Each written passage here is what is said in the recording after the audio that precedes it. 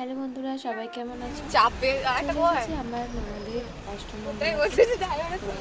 ওরা অষ্টমঙ্গলা করতে চলে এসেছে। চলে গেলাম আমরা রক্ষাকালী ঠাকুরের কাছে প্রণাম করাতে। তো দেখো আমার ননদ প্রণাম করছে, আর ওদিকে ফাঁকিবার জামাই জুতো খুলতে হবে বলে মন্দিরে ঢুকে গেছে। এসে বসিয়ে দেওয়া হয়েছে ওদের। পিপির সাথে গল্প শুরু হয়ে গেছে শোনা। তো এখানে অন্যরকম একটা নিয়ম দেখলাম, যেটা আমি আগে দেখিনি কো। টিভিতে সিরিয়ালে দেখেছি, কিন্তু নিজের চোখে যে পুজো হওয়া কি এরকম জিনিসগুলো দেখিনি। তারপরে যেগুলো অষ্টমঙ্গলা পুজো হওয়ার পর যেগুলো ফেলে দিয়ে আসতে হয় পুকুরে, তো পুকুরে চলে এসেছিলাম। চলো উঠে এসো। আমার মুখের অবস্থা খুবই খারাপ, তো আর তাকিয়ে লাভ নেই। ভোরবেলায় সেই ট্রেনে উঠে আসা, তারপর একটুখানি ঘুম দিয়ে দিলাম, তারপরে ওরা ঢুকে গেছে। তো এরকম পুজো শুরু হয়ে গেছে, কত সুন্দর। তারপর নারায়ণের কথা হবে। তারপরে ওদেরকে হাতে হাতে এই একটা এটা দিচ্ছে। যাই হোক, আমিও নিয়ে নিয়েছি। তারপরে আবার এই মিষ্টি চিড়ে বোঁদে এইসব দিচ্ছিলো। তো চলে আসি, তারপরে গোপালকে প্রণাম করে চলে এলাম। দুই ননদকে সাজাতে বসে পড়েছি। অষ্টমঙ্গলায় একটা নিয়ম থাকে না যে মানে বউ লুকিয়ে দিয়ে অন্য একজনকে সাজানো। তো যাই হোক, সেটাই চেষ্টা করলাম, কিন্তু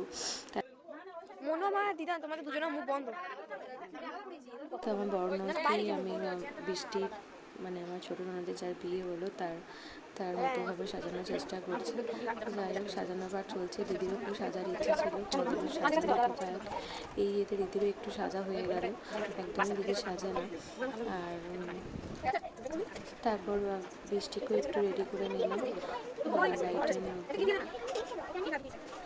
তো বৃষ্টিকে রেডি করে নেওয়ার পর তারপর দিদিকে ফুল রেডি করে পৌঁছে গেলাম ছান্নাতলায়। কিন্তু যাই হোক, শেষমেশ আমরা হেরেই গেলাম, ধরে ফেললো জামাই।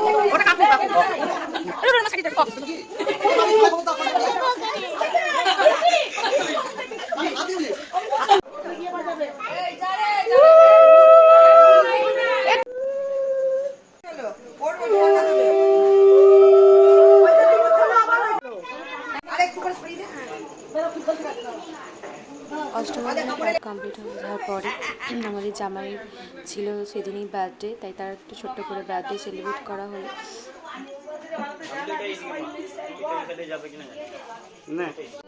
Happy birthday to you, happy birthday dear Rudra, তুমি রুদ্র বলো, দীপাই বলো। To you. রুদ্র একটু মুখটা তোলো। এরপর খাওয়া দাওয়ায় বসে পড়ি, তারপর আবার বাড়ি ফিরে চলে আসি।